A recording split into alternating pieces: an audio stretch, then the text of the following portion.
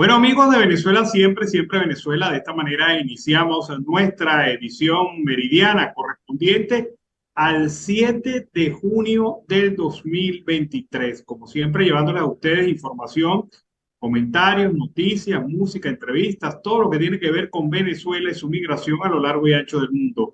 Esto lo hacemos con mucho cariño, con mucho respeto para todos ustedes a través de esta señal. 5 emisoras que se enlazan desde Aruba hasta el Arauca Binacional, llevándoles a ustedes información, comentarios, noticias y todo lo referido a la migración colombo-venezolana. También tenemos un equipo que nos permite salir al aire. Este equipo está conformado por Vanessa Chacón en la producción, Camilo García en redes sociales y apoyo técnico, nuestro equipo de operadores, también nuestros colaboradores y corresponsales en Colombia, Venezuela y otras partes del mundo, todos bajo la coordinación de este su servidor, Alan Peralta. Siempre iniciamos la jornada informativa con la presencia de Carlos Ucate y el Miura. Carlos, buenas tardes, ¿cómo estás?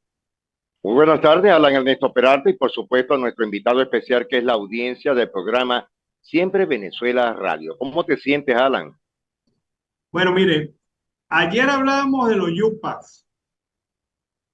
Y ayer, pues precisamente fueron más osados. Cerraron el puente sobre el lago de Maracaibo. Y yo digo que si esto no llama la atención de las autoridades nacionales, regionales y municipales, ¿qué otra cosa puede pasar? ¿Qué otra cosa puede ocurrir? ¿Qué otra cosa van a hacer los indígenas que obligue al Estado venezolano a dar respuesta?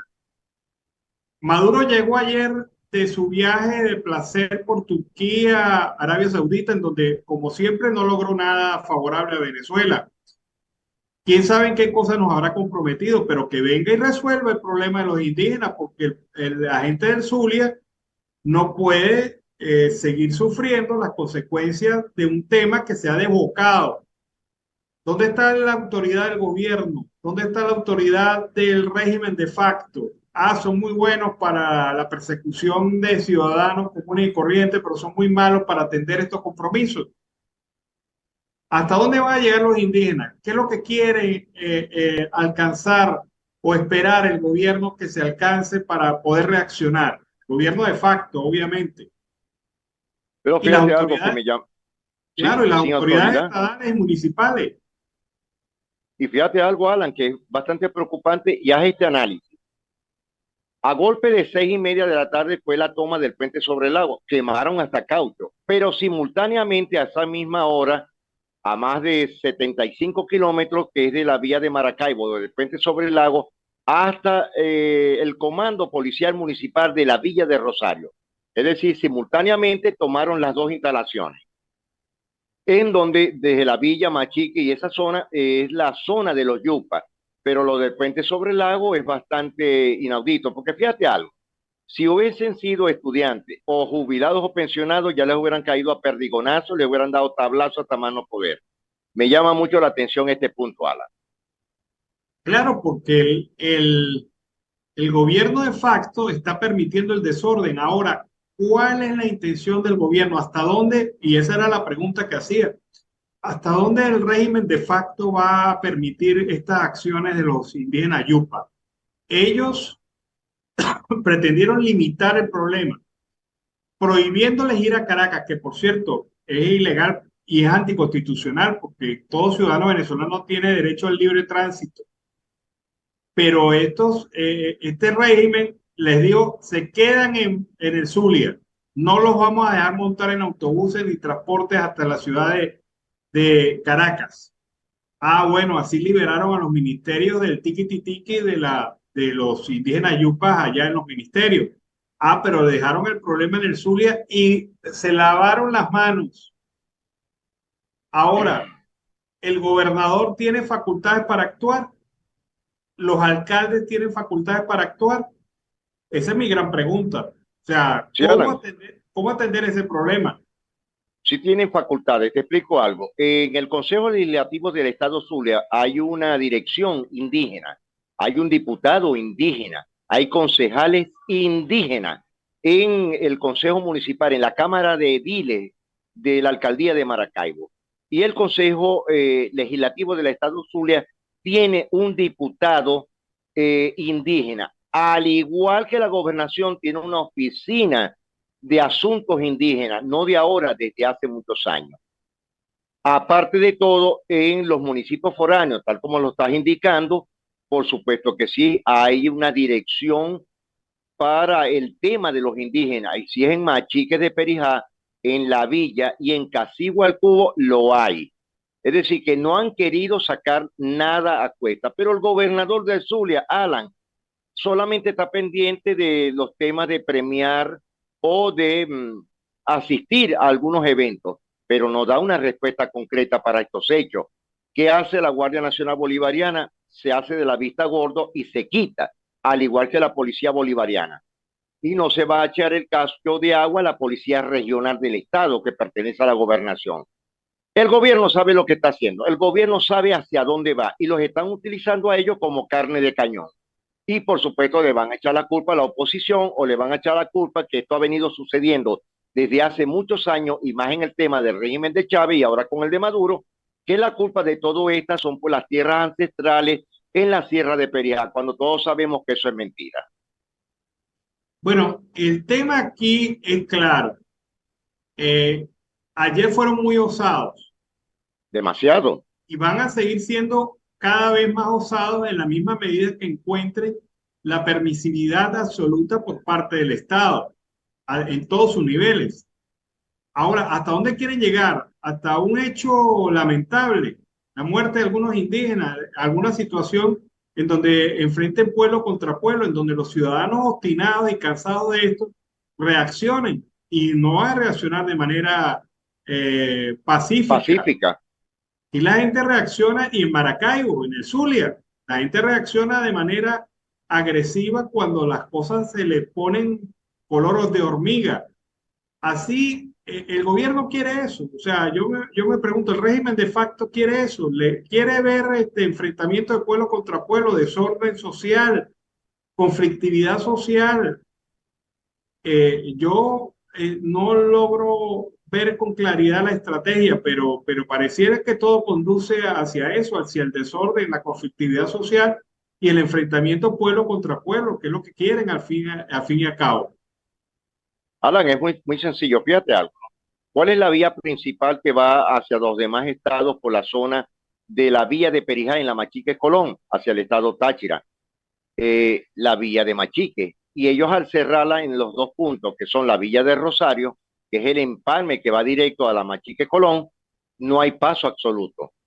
Y parte de esto es cerrar el puente sobre el lago, es dejar a Maracaibo o al Zulia sin paso. Es decir, esto es predimitado, Alan. Lo demás es cuento y melodía. Y presumo, a mi juicio muy personal, que se ha dejado manipular muy, pero muy sencillo el gobernador del estado y por supuesto el alcalde. Ojalá que se pronuncien y no estén pendientes en la fiestecita que va a haber en estos días, que por cierto van a regalar $1 millón, Alan. ¿Sabes lo que es $1 millón para hacer un evento televisivo? Están igual que como el gobernador de la Cava. Alan, mira, yo siendo burgomaestre, ¿tú sabes cuándo hago yo una fiesta de esa? Jamás teniendo dispensarios municipales, hospitales, ambulatorios, escuelas municipales que se están cayendo en Maracaibo. Están copiando de la Cava. Bueno, pero explícame eso, la fiesta de 1 millón, de qué es eso? No, no tengo información. Que lo hacían los sábados por sábado sensacional, la famosa gaviota de plata que se daba en la Plaza de Todo de Mm, Maracaibo. ok. Bueno, el alcalde Rafael el Negro Ramírez, muy contento, sortó el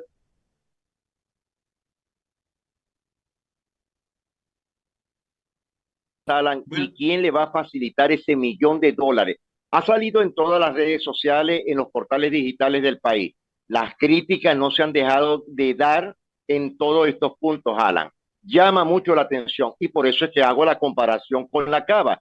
Porque, la Cava o Drácula hace su festival Drácula Fest toda la semana, cada 15 días, un mes, y van a traer connotados artistas a la ciudad, más los regionales. Bueno, viendo la situación que hay actualmente en la ciudad de Maracaibo, Alan. bueno, el tema es que esto es muy viejo. Esto es tan viejo como los ¿De dónde romanos. habla? Esto es el tema, este es un tema muy viejo. Pan y circo se llama eso. Es una estrategia Así es. política desde el tiempo de los Sí, romanos. señor. Cuando los romanos veían un cierto alzamiento o rumores entre el pueblo, se inventaban los festivales, los famosos festivales de gladiadores y repartían pan y Sí, circo. señor, en el Coliseo de Roma. Sí, pan Pero y estos van a circo. repartir pan y sanchito y juguito de esos piches, pero en la Plaza de Toro. Bueno, ahí está. Bueno, cambiemos el tercio. A partir del día de hoy se apertura el proceso de inscripción de los migrantes venezolanos que estén en el exterior y que estén interesados en votar en las primarias. ¿Qué Eso significa es esto? Que correcto. usted, si usted está en el REP, usted hace una actualización de su dirección a través de esa página y bueno, ahí tiene la opción de colocar no solamente dónde vive, sus datos básicos, sino también dónde quiere votar. Y allí pues se supone que esta página pues lo permite que la Comisión Nacional de Primaria, una vez haga el chequeo justo y adecuado, permite y acepta que usted participe en el proceso de primaria en el exterior. Es muy importante que los venezolanos participen. Estamos hablando prácticamente de unos 3 millones de votos, un poquito más, 3 millones y tantos de votos de venezolanos que pudieran estar hábiles para votar en este proceso electoral de las primarias. Y es, como decíamos ayer, un factor determinante en el proceso electoral de primarias. Pudiese ser, Correcto. pudiese ser que esto fuera el punto determinante para escoger el candidato de la oposición venezolana.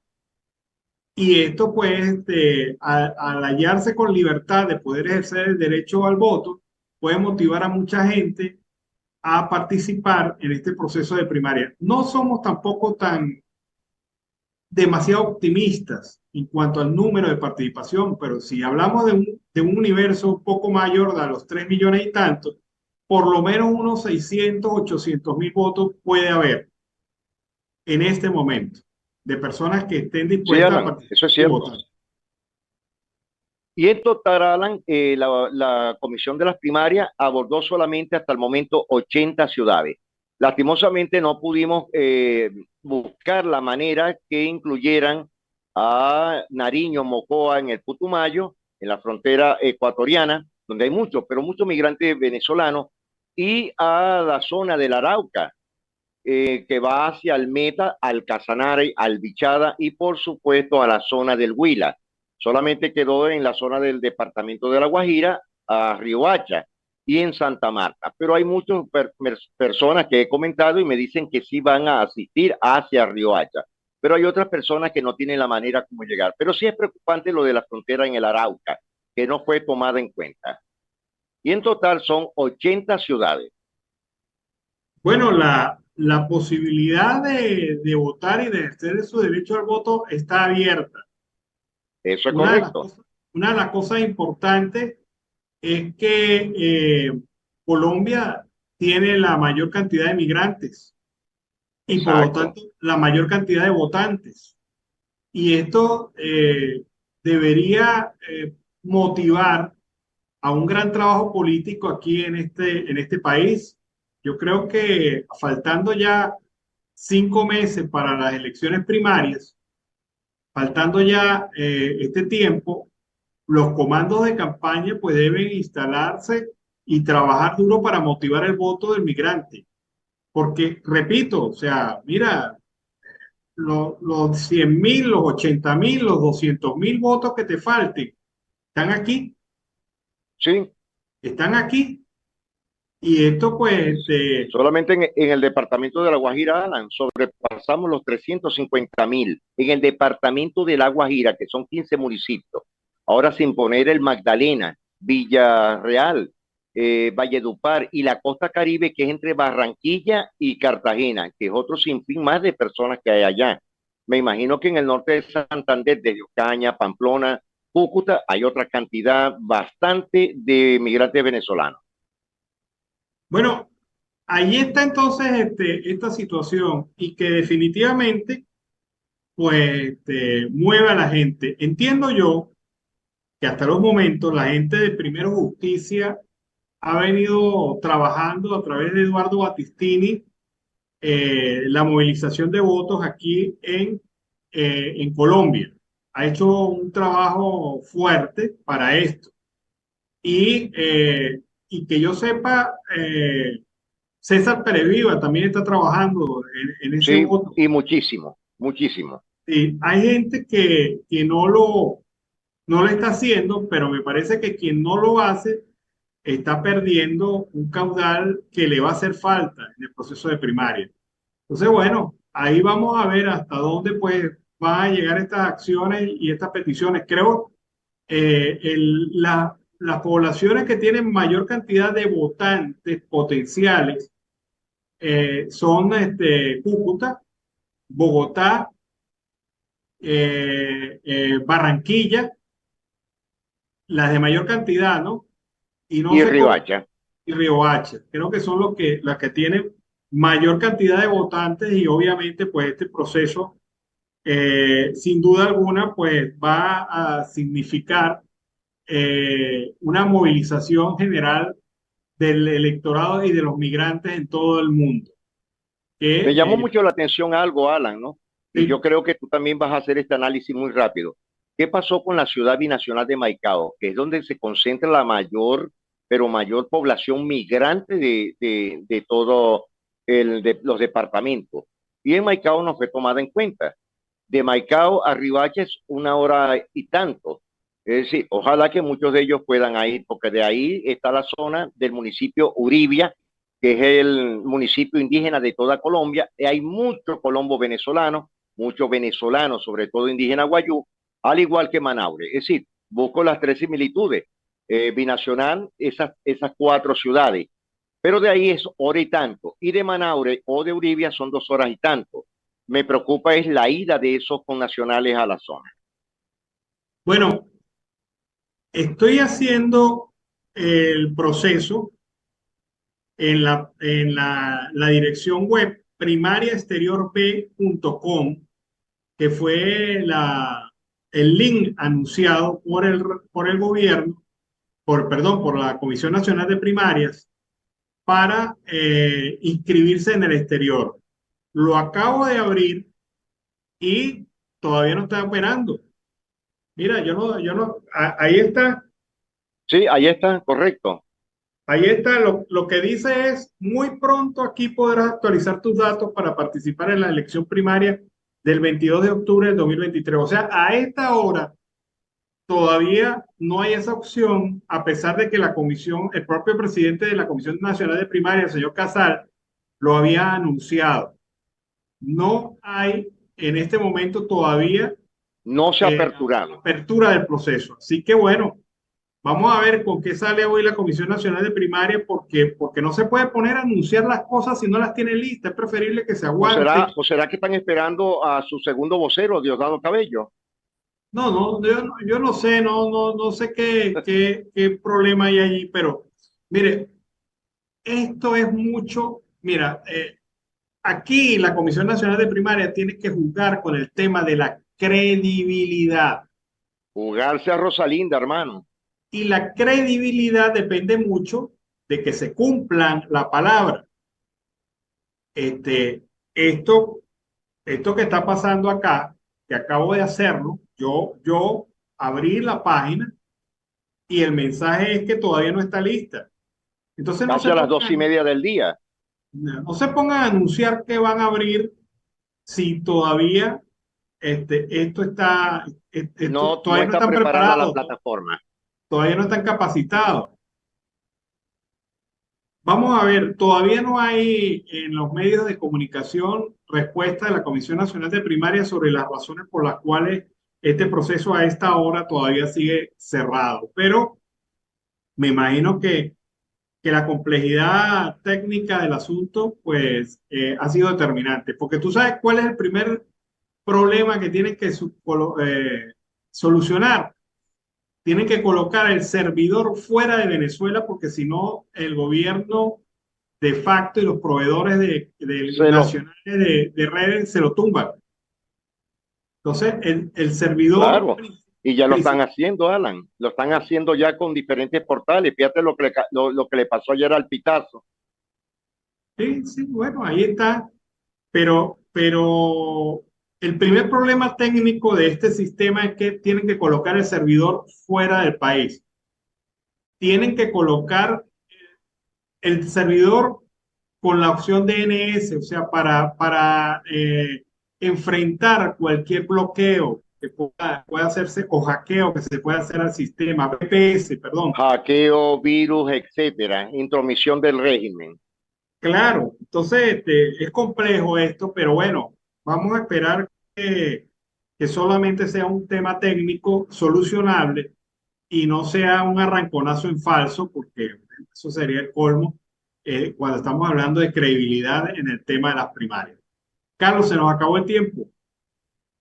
Pues sí, Alan, estaremos muy pendientes en el transcurso de este mediodía, en este buen provecho para ti, para el equipo de producción y a nuestra audiencia. Y veremos qué pasará. En verdad es bastante llamativo este punto que has tocado. Abriste el celular delante de todo y hasta el momento no se ha aperturado esta plataforma. Estaremos muy pendientes de esta información hasta la tarde, Alan. Sí, vámonos a la pausa comercial musical del momento y al regreso seguimos aquí con más de Venezuela siempre, siempre Venezuela. Bueno, amigos de Venezuela siempre, siempre Venezuela, seguimos aquí con más información. ¿Recuerdan ustedes ayer que hablamos sobre el tema del nuevo embajador designado de Colombia en Venezuela, el señor Milton Regifo Hernández? Pues bien, ayer decíamos que no nos parecía ese nombramiento y que Colombia estaba dejando muy a la ligera el nombramiento de sus embajadores en nuestro país. Venezuela es la segunda embajada en importancia después de Estados Unidos para Colombia. Y pareciera que esto no se refleja en las designaciones que hace la administración presidencial en Colombia. Y surgen dudas sobre el papel que puedan ejercer estos nombramientos. Pues bien, hoy el portal informativo Efecto Cocuyo publica un artículo bastante interesante sobre el tema que señala que el nombramiento del nuevo embajador de Colombia en Venezuela, Milton Regifo, despierta cautela y hasta recelo en expertos consultados. El doctor en ciencias políticas Carlos Romero destaca dos desventajas. No viene del campo diplomático y es un político y ya hemos tenido una experiencia negativa con Armando Benedetti. La mayoría de los venezolanos vamos a aceptar ese nombramiento con muchas reservas y me atrevo a decir que no ayuda para nada en las relaciones colombo-venezolanas desde el punto de vista político y comercial. El rol que puede tener el nuevo embajador para llevar a buen puerto las ambiciosas tareas heredadas, como la paz total, debe extenderse a ambas fronteras para que perdure el comercio binacional y el restablecimiento por completo de los servicios diplomáticos y consulares, entre otros, es una incógnita para Romero. No obstante, el profesor se muestra un poco optimista. No creo que pueda llevar a cabo tanto la parte comercial como la fronteriza. No creo que vaya a tener éxito. Otro que opina sobre el tema es el internacionalista Félix Arellano, quien califica la decisión del gobierno colombiano como una decisión no bien evaluada. Creo que no es la persona adecuada porque dada la complejidad de la relación colombo-venezolana queda evidenciada tras la pasantía de Benedetti, que se debió haber designado a una persona con amplia experiencia diplomática. Venezuela es un caso muy complejo, con muchas variables, con muchos problemas, muy importante para Colombia y viceversa. La persona designada no tiene experiencia diplomática que se requiere ahora.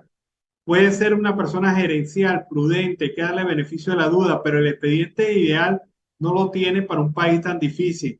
Arellano considera que la única forma de compensar la falta de credencial diplomática es conformando un equipo que tenga buena formación y sea multidisciplinario.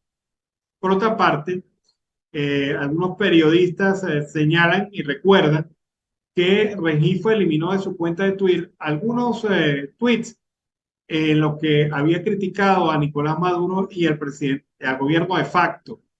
Eh, Según esto, el internacionalista Arellano comenta que tenga que eliminar cuentas es una mala señal. En Venezuela lo pueden recibir con dudas.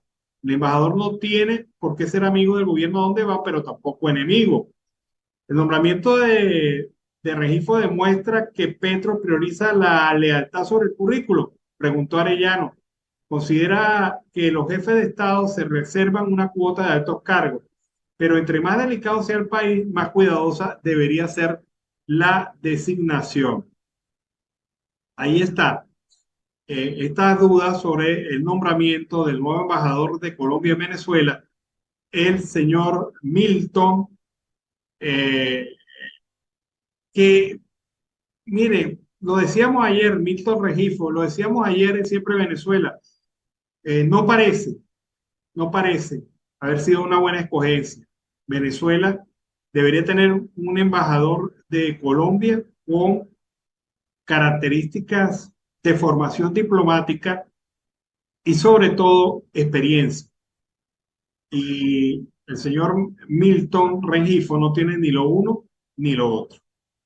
Bueno, seguimos aquí en Venezuela, siempre, siempre Venezuela. Vamos a escuchar a María García con su reporte, lo que usted no escuchó a través de este programa. Lo que usted no escuchó a través de Siempre Venezuela Radio, en Colombia, Curazao y Bonaire. Lo que usted no escuchó con María García. Bienvenidos a una nueva emisión, hoy miércoles 7 de junio de 2023. Representantes de la Organización de Naciones Unidas para la Alimentación y la Agricultura, FAO, llegó a Venezuela para revisar junto al gobierno los proyectos que la agrupación lleva a cabo en el país. Mancha de petróleo que ocupa hasta 5 kilómetros del lago de Maracaibo afecta la vida marina, alerta a la agrupación ambientalista Mapache Ecoaventura. Onda tropical número 5 deja afectaciones por su paso en Portuguesa, Caracas, Apures y otros estados del país. Maravinos se desvelan en largas colas por la poca distribución de combustible en estaciones de servicio por presunta detención de la producción en Cardón. Colapsa colector de aguas fluviales en la carretera Lara Zulia y el Ministerio del Transporte restringe el paso a la altura de Cordobés y Machango.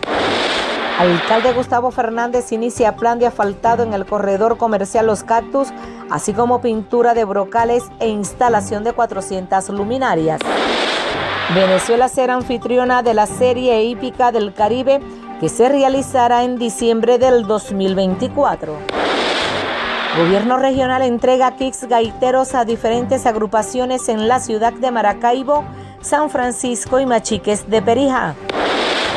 Desde Santa Lucía inicia este viernes el Festival Infantil Juvenil de Gaitas 2023 con la participación de 55 escuelas. Venezolanos en el exterior inician actualización de sus datos para participar en las primarias de nuestro país. Por salarios y pensiones dignas, clase obrera petrolera del Centro de Refinación Paraguaná marchó en reclamo de sus derechos. Internacionales. Ucrania denuncia a Rusia ante el máximo tribunal de la Organización de Naciones Unidas. Deporte.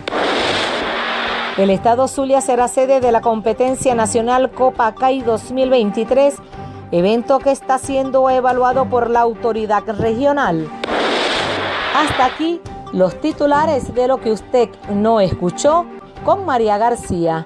Volveremos con una nueva emisión el próximo viernes 9 de junio de 2023.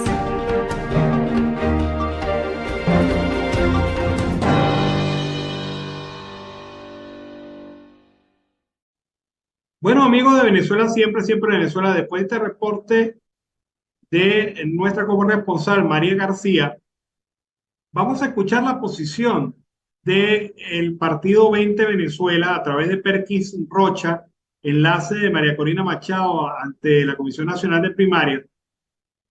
Él exige como lo están exigiendo algunos sectores del país, que se aclare el tema de la asistencia técnica del CNE para las próximas elecciones del 22 de octubre, las primarias. Veamos los argumentos que expone Perkins Rocha sobre este tema. El exterior. Y la pregunta más importante, ¿quién controlará en definitiva el proceso de primarias? ¿La Comisión Nacional de Primarias o el CNE oficialista? En este punto, la Comisión Nacional de Primarias no le ha hablado claro al país. Condiciona el destino de las primarias al cumplimiento de situaciones hipotéticas, como la aceptación de unas supuestas especificaciones no definidas que solo dependen de un órgano en el que nadie confía. Además, el presidente de la comisión justificó la asistencia del CNE en intervenciones públicas con el argumento de que unas primarias realizadas de esta manera nos permitirá conocer mejor el sistema electoral que usaremos en el 2024. ¿Acaso cree el señor Casal que los venezolanos no conocemos a cabalidad un sistema perverso que durante 20 años ha burlado nuestra decisión ciudadana? ¿O es que desean vendernos las bondades del actual CNE chavista?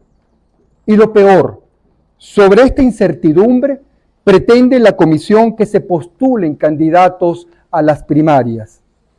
Esta postulación debe postergarse hasta que se le aclare al país cuáles son las condiciones técnicas con las que se realizará la elección el 22 de octubre.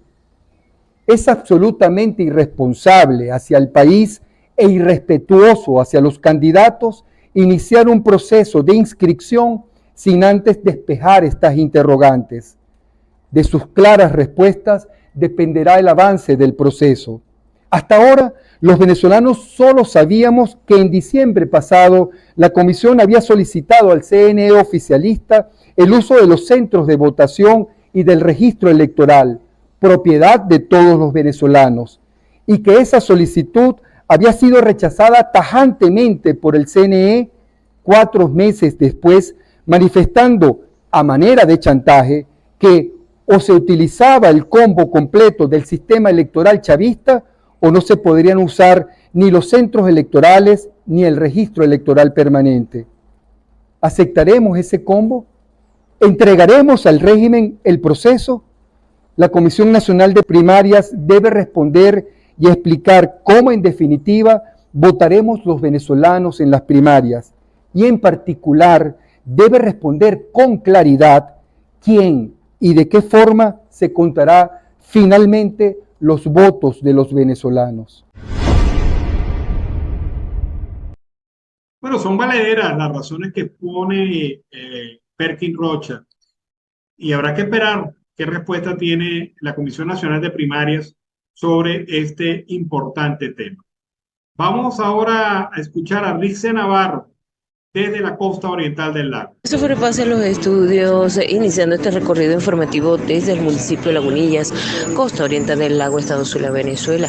Y bueno, tomamos nuevamente el panorama de la gasolina, situación que se está intensificando en todo el municipio de Lagunillas y toda la costa oriental del lago. De verdad que las personas están durando hasta 3 días en la cola para surtir lo que es la gasolina. Sin embargo, queremos recordar que existe situaciones de verdad irregulares ante lo que es para poder hacer llegar las gandolas de gasolina a diferentes áreas del estado Zulia.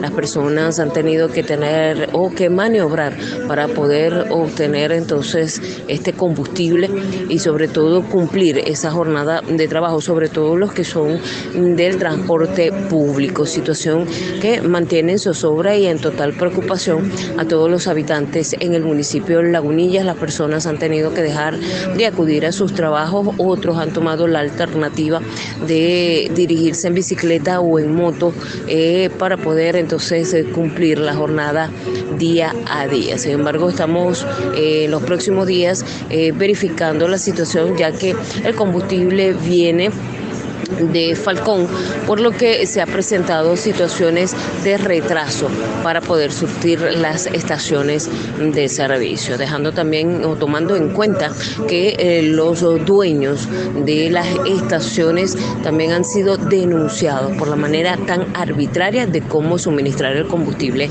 a las personas. Cambiando el orden de idea, también queremos resaltar que la alcaldía del municipio Simón Bolívar en el día de ayer llevó a cabo una jornada de examen de próstata por la sangre.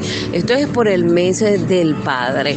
Estuvimos conversando con la representante de Desarrollo Social, quien manifestó que fue un total éxito esta jornada, censando a más de 150 caballeros que buscan hacerse este tipo de examen y sobre todo en lo que son desarrollos o actividades en el área de salud que pueden ayudar a la comunidad de este municipio. Enfatizó la representante de Desarrollo Social de la alcaldía del municipio Simón Bolívar que conjuntamente con una fundación, Fundación Mis Ángeles, que hace vida en el municipio Cabimas, y con la ayuda del alcalde del municipio de Argelio Riera y la primera dama, han podido lograr el objetivo de esta actividad. Esta es la información que nosotros manejamos a esta hora de la mañana para nuestros amigos de Siempre Venezuela, reportó Rixia Navarro. Bueno, amigos de Venezuela Siempre, Siempre Venezuela, seguimos aquí con más información. 21% de la población venezolana no tiene acceso a la información noticiosa que le permita conocer su realidad. Esto de acuerdo al estudio Atlas del Silencio, publicado por el Instituto de Prensa y Sociedad IPIS Venezuela. En este informe se señala claramente la situación de silencio comunicacional que hay en varias partes de Venezuela. Así lo destacó la coordinadora de Libertades Informativas de IPIS Venezuela, Daniela Alvarado, quien destacó que pese a los avances tecnológicos y los cambios que ha sufrido el periodismo en todo el mundo, en el país 7 millones de venezolanos viven en los llamados desiertos informativos. Explicó que el término desierto informativo, desierto de noticias, se refiere a localidades rurales o urbanas que no son cubiertas por medios de comunicación y por tanto sus habitantes no tienen acceso a noticias relacionadas con su realidad geográfica específica. Alvarado alertó de que si se tomara en cuenta a la población que vive en desiertos moderados, zonas con restricciones e información insuficiente, la cifra de ciudadanos que no tienen acceso a fuentes de noticias en Venezuela ascendería a 15 millones de personas. La mitad del país, prácticamente. Entre los estados más afectados por los desiertos informativos tenemos al Táchira, Zulia y Sucre. Esto se debe principalmente a que la infraestructura, zonas fronterizas y el nivel socioeconómico inciden en que se deteriore el ecosistema de medios. Amazonas, Apure, del Tamacuro son otras de las entidades que más sufren por la falta de información noticiosa. También la mayoría de los desiertos se ubican en municipios medianos y pequeños. Las comunidades rurales son las que más sufren esta problemática. La radio es el medio que produce más información local diaria al estar presentes en 308 localidades de las 365 estudiadas. Le siguen los medios digitales establecidos en 261 zonas, las televisoras en 160, los periódicos impresos en 97 localidades. De los 1.623 ciudadanos venezolanos encuestados, 25% coinciden que no existen o no conocen medios locales en su comunidad. 52% de los consultados dijo que utilizan las redes sociales para informarse. 21% los medios digitales, 17% la radio y 6% la televisión. Este punto yo creo que es muy preocupante. Hay que entender que las redes no son medios de comunicación. Sin embargo, ya prácticamente han asumido ese rol, por lo menos en Venezuela, en donde cada semana reseñamos la noticia de cierres de medios de comunicación en nuestro país. Otra noticia no muy alentadora. Venezuela tuvo 86 derrames petroleros en el 2022, pero el gobierno cayó sus impactos, es decir, no hizo nada. Según se contabilizaron estos 86 derrames petroleros durante el 2022, en un promedio de 7 mensuales registrados en 7 estados de nuestro país, según el informe anual del Observatorio de Ecología Política que fue publicado esta semana. La organización detalló que estos flujos constantes de crudo, movilizados a partir de la información publicada en redes sociales y medios locales, tuvieron lugar en el Zulia, en el estado Falcón, en Anzoátegui, en Monagas, Carabobo, del Tamacuro y Portuguesa. La OEP aseguró que estos eventos afectan a ecosistemas marinos y terrestres, pero no existe ningún tipo de información oficial con respecto a la cantidad de barriles derramados, las dimensiones de las áreas afectadas y las acciones que se han realizado para remediar los impactos ambientales tras cada siniestro. Aseguró que estos derrames tienen implicaciones directas tanto en las comunidades que viven de la actividad pesquera, pues el petróleo daña sus elementos de trabajo, los obliga a adentrarse en el mar, como para productores agropecuarios y comunidades campesinas que pierden sus cultivos y ganado. Solamente en el 2022, además de reportarse constantes derrames, también se produjeron incendios y explosiones en diferentes instalaciones petroleras. El observatorio registró un total de 10 de estos siniestros en el país. Explicó que en muchos casos, tras un derrame de crudo, se genera un incendio.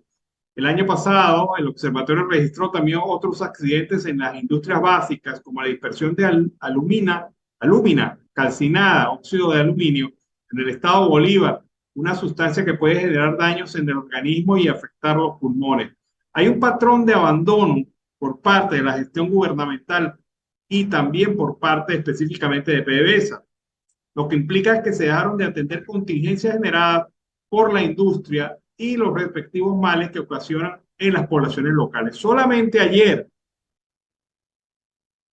habitantes cercanos a la costa del lago de Maracaibo indicaron que había un derrame petrolero que se extendía más de 1 kilómetro en la zona del lago.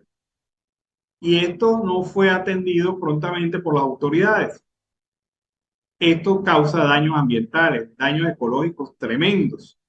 Y todo se refiere a la falta de mantenimiento, la falta de atención y sobre todo la precariedad de los servicios vinculados a la atención de emergencias de este tipo en Venezuela.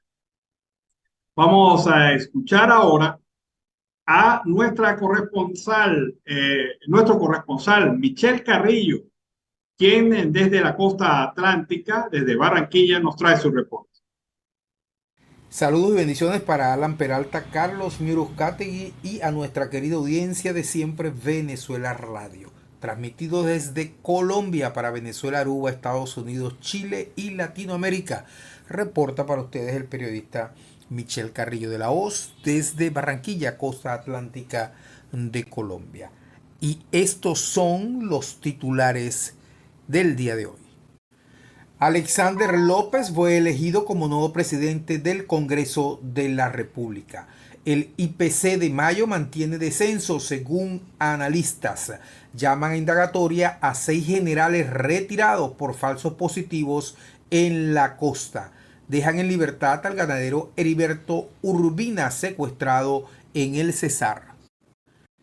La plenaria del Senado eligió este martes por 84 votos a Alexander López del Pacto Histórico como nuevo presidente de la corporación, en reemplazo de su copartidario Roy Barrera, quien salió de dicha dignidad en días pasados por orden del Consejo de Estado.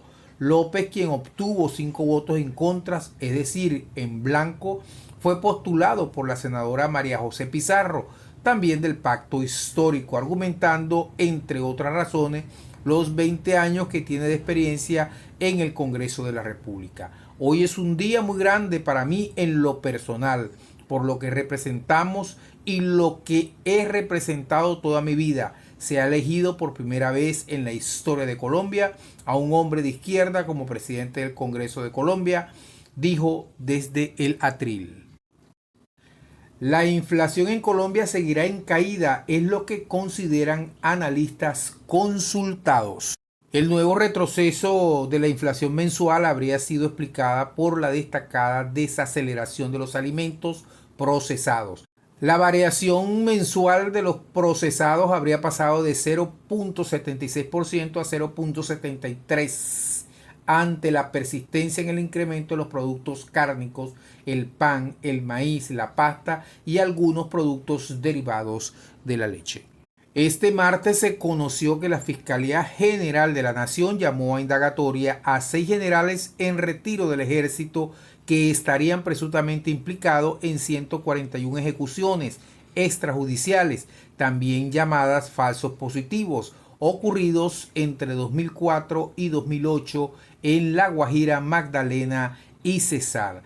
De acuerdo con lo revelado por Blue Radio, los generales señalados son Fabricio Cabrera Ortiz, Luis Fernando Rojas Espinosa, Hernán Giraldo Restrepo, Jorge Enrique Navarrete, Raúl Antonio Rodríguez Arévalo y Luis Felipe Paredes Cadena. Según la emisora capitalina, los 6 generales retirados son investigados por fiscales delegados de la Corte Suprema de Justicia por supuestamente haber promovido un plan de estímulo que buscaba aumentar los resultados del ejército, lo que generó múltiples ejecuciones extrajudiciales. La Fiscalía detalló a ese medio que las víctimas, en la mayoría de los casos, fueron engañados con falsas ofertas laborales, trasladadas a sitios despoblados y apartados, entregadas a los uniformados y asesinadas con disparos de fusil a corta distancia y en circunstancias que no reflejan un enfrentamiento armado. El ganadero Eberto Urbina, de 86 años, quien fue secuestrado el pasado 25 de abril, en las últimas horas recobró la libertad, según reportaron las autoridades. El hecho ocurrió en el norte de Santander. Urbina fue plagiado mientras hombres armados lo interceptaron en una estación de servicio ubicada en el municipio de Curumaní, Cesar. Las primeras informaciones indicaban que la víctima lo llevaron al Catatumbo, donde hay presencia de la guerrilla del ELN. A partir de ese momento, las fuerzas públicas estaban en su búsqueda en los departamentos del Cesar y norte de Santander. Al transcurrir 42 días, fue entregado a la Comisión Humanitaria liderada por la Defensoría del Pueblo Regional Ocaña y la Iglesia Católica. Y con esta nota culminamos nuestra transmisión por el día de hoy, reportando para ustedes desde Barranquilla, costa atlántica de Colombia, el periodista Michel Carrillo de la O. Será hasta una próxima oportunidad. Bueno, amigos de Venezuela, siempre Venezuela. De esta manera iniciamos el último segmento del programa durante la tarde de hoy. Bueno, miren cómo son las cosas. No se había dicho, ni siquiera se ha pronunciado ningún representante del régimen de facto, pero ya lo hizo el fiscal de la Corte Penal Internacional, Karim Khan, quien informó hoy en un evento en donde se encuentra en la ciudad de Bogotá en visita oficial, ha señalado que visitará Venezuela después de que termine este compromiso oficial en Colombia, es decir, mañana. Mañana estaría el señor Khan en Venezuela. No se ha dicho nada de agenda, no se ha dicho la visita a qué corresponde, pero en todo caso, después de la reunión con el presidente Petro, varias autoridades de la Jurisdicción Especial de la Paz de ese país para ampliar la cooperación entre el Tribunal Internacional y en esa instancia, el fiscal ha confirmado su segunda visita a Venezuela durante el foro Hoja de Ruta hacia la Justicia en Colombia, donde expresó que el trabajo de la justicia transicional que se está realizando en Colombia es de trascendencia mundial. No hemos llegado al final, hay cosas por mejorar, pero no están solos en este esfuerzo. Además, resaltó la complementariedad de su oficina que ha ofrecido en el caso colombiano, una cuestión de la cual aseguró el mundo tiene mucho que aprender. Pero sobre el tema de Venezuela, ha dicho que ninguna autoridad ha dado respuesta a esta declaración del fiscal Karim Khan, que bueno, uno suponía que el Karim Khan iba a venir a Venezuela después de visitar Colombia porque está allí mismo. pero hasta ahora ninguna autoridad venezolana ha confirmado la visita del fiscal de la Corte Penal Internacional. Recordemos que allí se firmó un memorando de entendimiento en noviembre del 2021, que por cierto ha sido incumplido en muchas de sus partes por el régimen, tras el anuncio de la investigación de posibles crímenes de lesa humanidad cometidos en el territorio venezolano desde 2017. La investigación se encuentra actualmente paralizada debido a las continuas solicitudes que ha hecho la administración del presidente de facto, Nicolás Maduro, en la Sala de Cuestiones Preliminares 2, encargada del proceso, bajo el alegato que el país no se han cometido este tipo de crímenes y se han sancionado de forma efectiva las graves violaciones a los derechos humanos. Pero el fiscal Khan ha insistido en que el Estado venezolano no ofrece pruebas contundentes que permitan admitir que presuntos crímenes de lesa humanidad están siendo investigados, juzgados y realmente sancionados. Interesante el momento. ¿Podrá el fiscal Khan venir a Venezuela? ¿El gobierno le negará la visita? Y si el fiscal Khan viene a Venezuela, ¿cuál es su agenda? No se conoce. Obviamente no se conocía hasta hoy, en hora del mediodía, que el fiscal Khan venía a Venezuela. Bueno, vamos a ver qué ocurre, qué sucede en Venezuela en relación a este tema. Bueno, los que sí andan como plancha de chino son los trabajadores del sector salud. Por lo menos 20.000 de ellos no recibieron en mayo el pago correspondiente a los bonos de alimentación y el llamado guerra económica. Pablo Zambrano, secretario ejecutivo de la Federación de Trabajadores de la Salud, afirmó que estas personas tienen 2 cargos en la nómina del Estado y solo le cancelaron por uno. Es como en cualquier otro beneficio, como si fuera un bono nocturno o una prima de antigüedad. Es una aberración lo que están haciendo de pagar un solo cargo. Son derechos, no entendemos por qué están haciendo eso, dijo el dirigente sindical. También afirmó que si una persona tiene 2 trabajos, se le debe cancelar 2 veces los bonos de alimentación y de guerra económica, pero el gobierno se los ha cancelado una vez, como si hubiesen trabajado una sola vez. En el sector salud, para que se entienda, ocurre esto: hay déficit de personal y se está haciendo esto de contratar, por lo menos para el turno de la mañana y para el turno de la tarde, 2 contrataciones diferentes a la misma persona. Si los beneficios van asociados a la contratación, independientemente del número de cargos que tenga o número de contrataciones que tenga, los bonos deberían ser dobles. Y más de 20.000 trabajadores del sector salud en Venezuela no recibieron su bono doble, sino que recibieron un solo bono bajo la excusa de que con eso se les cumple. Pero bárbara la cosa.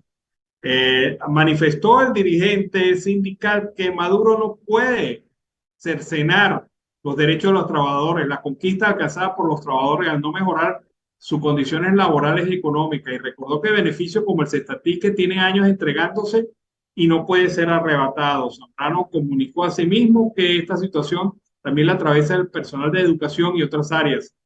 El llamado bono de guerra comenzaron las autoridades a pagárselo al personal de salud en un intento de aplacar las protestas del sector. En su descontento, casi a diario salían a las calles rechazando la precariedad a la que están sometidos, a la corrupción y a las irregularidades. Pero parece que ya la presión pasó, el gobierno se olvidó de sus compromisos y retoma las viejas mañas. Terrible, ¿no? Otro que tiene viejas mañas es la gente de la CBG en Guayana, que ha despedido injustamente y a pesar de que hay en este momento inamovilidad laboral a más de 1.700 trabajadores de Maderas del Orinoco. Ellos denunciaron que su sindicato es una cuerda de esquiroles, se han vendido, y que fue el culpable de este despido porque no lucharon por ellos, porque eran parte de la empresa e hicieron daño a la propiedad. Vamos a escuchar a una de sus dirigentes explicando este caso.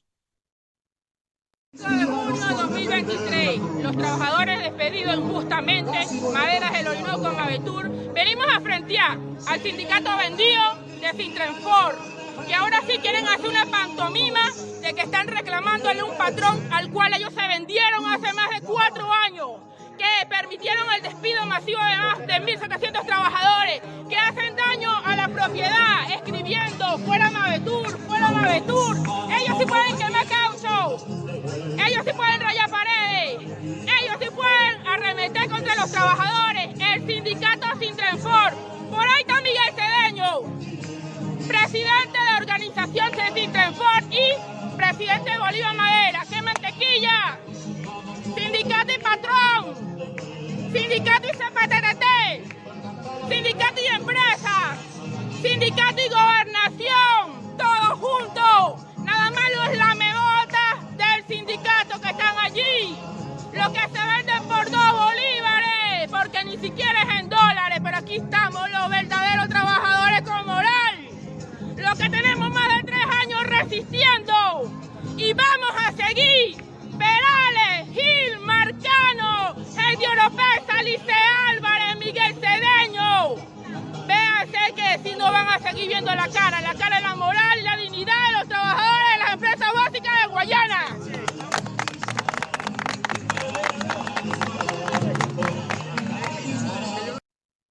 Bueno, en todo el país laboralmente encendido.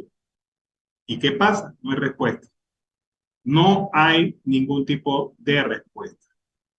Vamos a escuchar a nuestra corresponsal, Julie Pineda, para la Gran Caracas, oriente y sur del país, con su reporte. Saludos a Alan Peralta, Carlos Miura Uzcategui y a la audiencia en Colombia, Aruba y toda Latinoamérica del programa Siempre Venezuela Radio. A esta hora nuestro resumen informativo. 3 personas detenidas en Petare, en la ciudad de Caracas, esto por intentar comercializar 800 kilogramos de pescado en mal estado. Funcionarios de la Policía Municipal de Sucre detuvieron a 3 sujetos que intentaban vender alrededor de 800 kilogramos de pescado podrido. Los detenidos fueron identificados como Rubén Darío Mesa, quien tiene 35 años de edad, así como Alexis Andara Moreno, de 39, y José Mayor Mendoza, de 45 años, respectivamente, quienes estaban ofreciendo el pescado que estaba en un carro Malibú y en una camioneta pick-up. Según el reporte dado a conocer por los funcionarios policiales, estos sujetos ofrecían a precios bajos este pescado que ya estaba totalmente descompuesto. Los mismos fueron puestos a las órdenes de los tribunales respectivos. En otra información tenemos que fuertes lluvias con descargas eléctricas se registrarán en varios estados del país en las próximas 48 horas, en estados como Bolívar, Amazonas, Apure y Sucre, entre otros, se verán afectados por la onda tropical número 8 que afectará varias zonas del país. Ante esta situación, el INAME ha elevado el alerta por 48 horas y dice a las autoridades, tanto como a la población, que tomen las medidas pertinentes para hacer frente a este mal tiempo que se estará registrando en gran parte del territorio venezolano.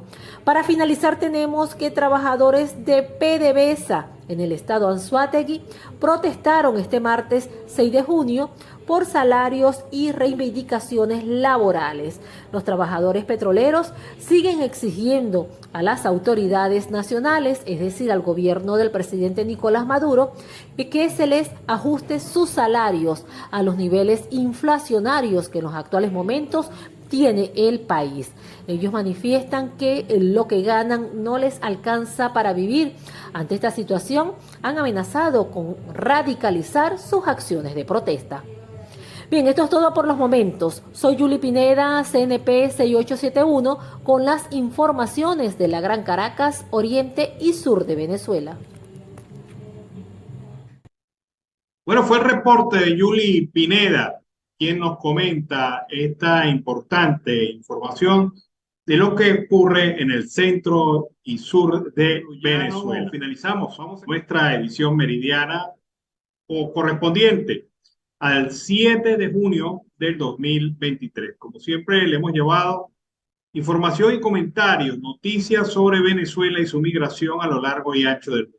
Trabajo en equipo en donde está Vanessa Chacón en la producción, Camilo García en redes sociales de apoyo técnico, nuestro equipo de operadores, también nuestros colaboradores en Colombia, Venezuela y otras partes del mundo, todos bajo la coordinación de su servidor, Alan Peralta. Nos despedimos. Nos encontramos en el horario de 4 a 6 de la tarde a través de estos mismos canales.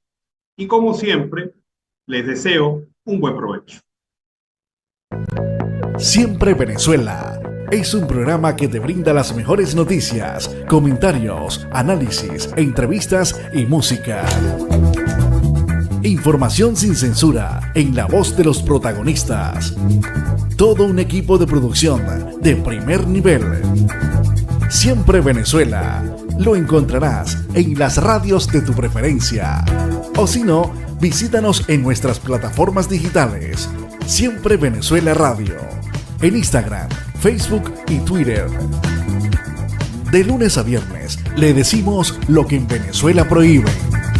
Porque somos Venezuela siempre, siempre Venezuela.